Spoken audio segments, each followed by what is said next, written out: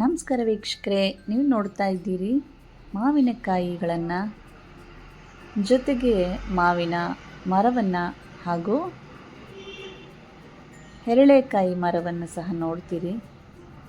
ಇವೆರಡು ಉಪ್ಪಿನಕಾಯಿಗೆ ಬಹಳ ಪ್ರಸಿದ್ಧಿಯನ್ನು ಪಡೆದಂಥವು.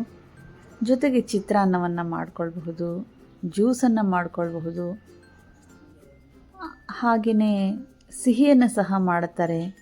ಇದರ ರಸವನ್ನು ತೆಗೆದು ಜ್ಯೂಸನ್ನು ಮಾಡ್ತಾರೆ.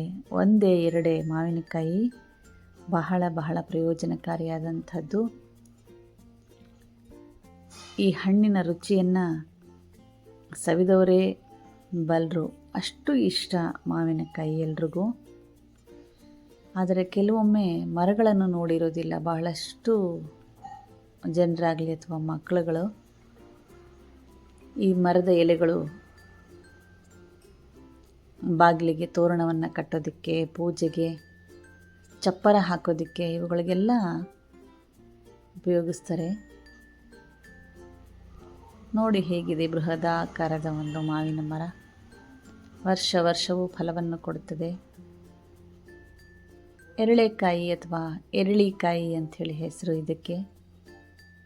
ಇದರಿಂದ ನಿಂಬೆಹಣ್ಣಿನ ರೀತಿಯಲ್ಲಿ ಜ್ಯೂಸನ್ನು ಮಾಡ್ತಾರೆ, ಉಪ್ಪಿನಕಾಯಿಯನ್ನು ಹಾಕ್ತಾರೆ, ಚಿತ್ರಾನ್ನಕ್ಕೂ ಬಳಸ್ತಾರೆ.